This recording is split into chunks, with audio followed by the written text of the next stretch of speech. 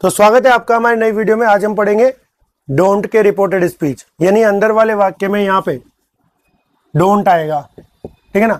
तो क्या चेंजेस करते हैं, क्या करते हैं, क्या नहीं करते हैं, क्या कंजक्शन होता है, क्या कनेक्टिव यूज करते हैं, क्या टेंस रिलेटेड कोई चेंजेस होते ही नहीं होते, उन सब के बारे में बात करेंगे।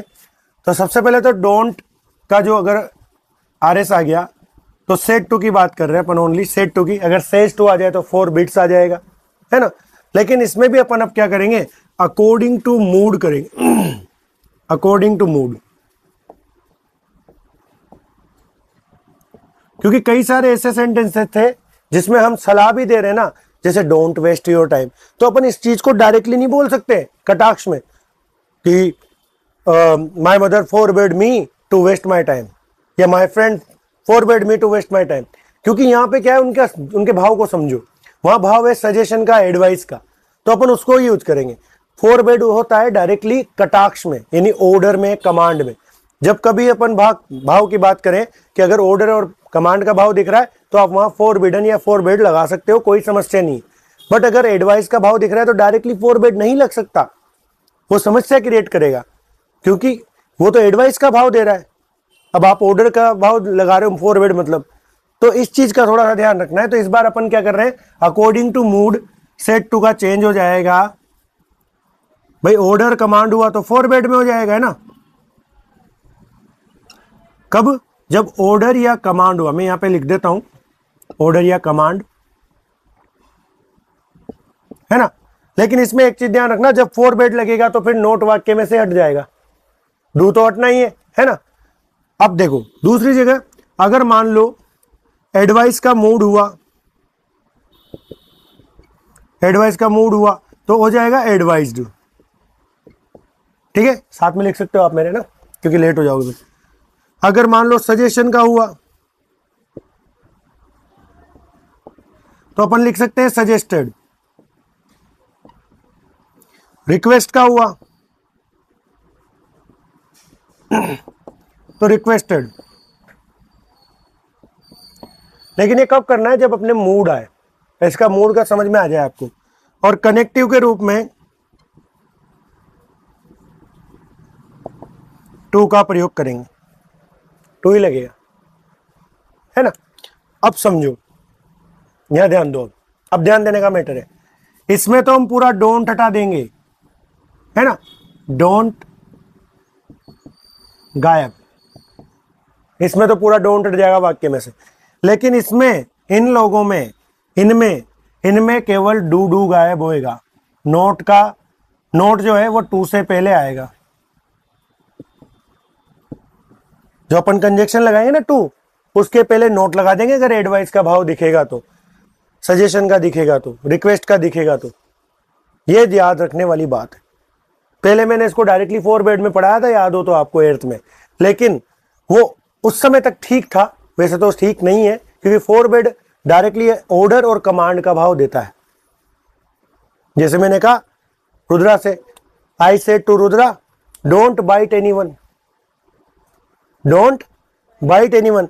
अब यहां पे मैं आदेश दे रहा हूं तो I forbade Rudra to bite anyone, ये हो जाएगा।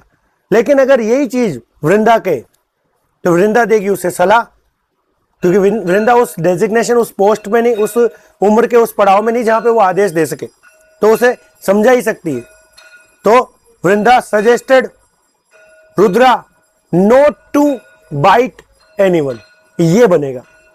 तो मूड का फर्क पड़ता है माय डियर, ठीक है ना। इसका थोड़ा सा ध्यान रखें।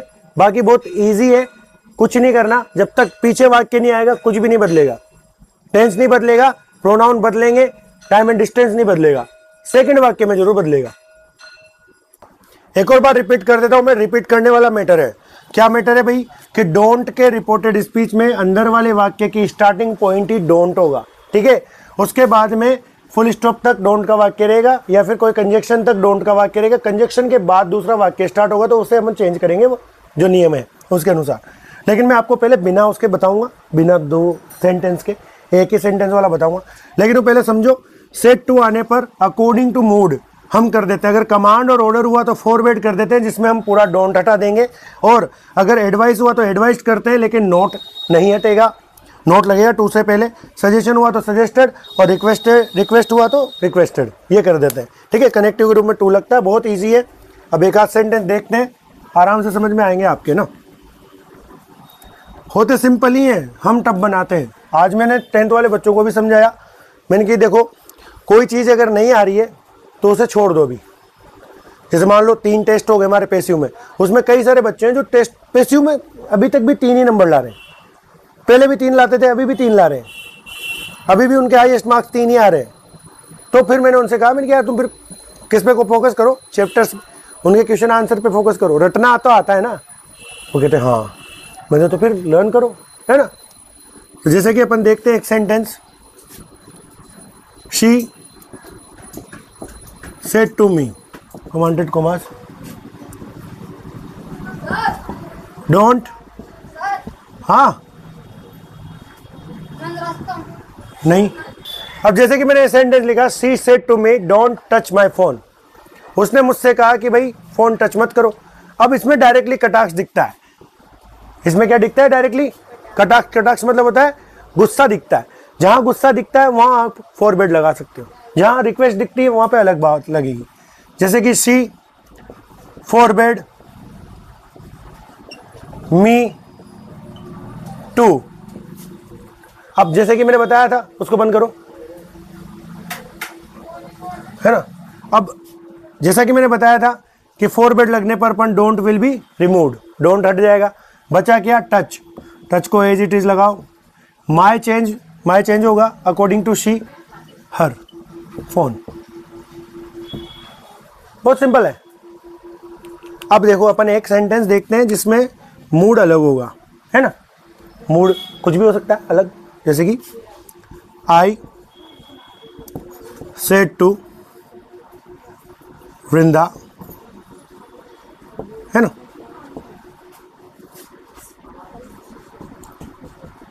डोंट है ना, डोंट अब्यूज एनीवन। मैंने लिखा कि भाई मैंने वृंदा से कहा कि गाली मत बको किसी में भी, मतलब सलाह दी, उसे रिक्वेस्ट करी, सजेशन दिया कि भाई गाली बकना अच्छी बात नहीं है। तो अब फिर भी अगर वो नहीं माने और बके तो फिर यार वो उसकी हेडेक, माना वो तो नहीं बकती। एक नॉर्मल एग्जांपल है, इसमें कोई इसका सच्चाई से कोई लेना देना नहीं है, है ना। तो आई, अब मैंने उसको क्या किया था भैया, एडवाइस या सलाह दी थी, मतलब एडवाइस या सजेशन दिया था। तो आई एडवाइज्ड वृंदा, ठीक है। अब इसमें डोंट पूरा नहीं हटेगा, डू हटेगा, नोट यहां आ जाएगा, नोट टू अब्यूज एनीवन। बहुत सिंपल है। अब एक एग्जांपल और देखते हैं अपन, जिसमें अपन क्या करेंगे, इसके बाद में भी कोई सेंटेंस लिखते हैं अपन, है ना। My teacher said to me, don't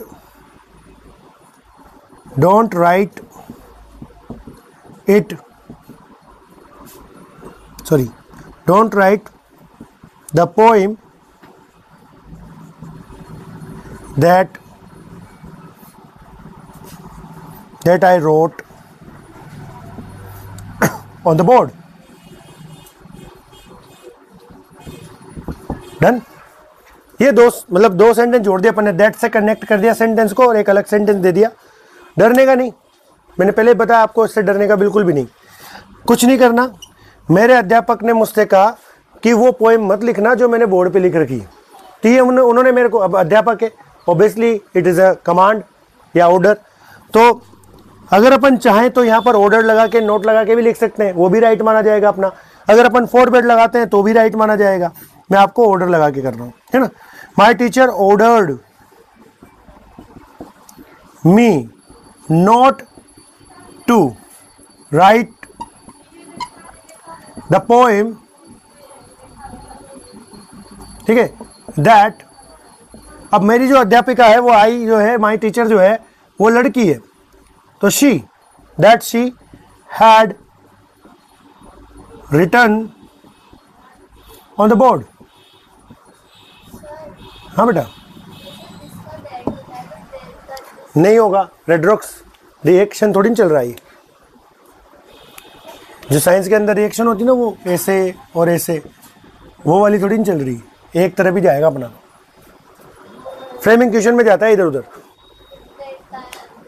date का डेट ही रहेगा। ठीक है, लिख लो। चलो अब मैं आपको देता हूं होमवर्क, है ना। डोंट वाले सेंटेंस के होमवर्क दूंगा, और मैं फिर कह रहा हूं इसमें डायरेक्ट सभी में 4 बेड मत लगा देना, है ना। क्या हुआ, हंस क्यों रहे हो तुम इतना? अरे मुझे तो क्या हो गया, पीछे के वो क्या है, मैं उसमें बैठा हुआ ना हुआ मैं। अब तो ठीक है ना, या तो ऐसे बोल देते यार।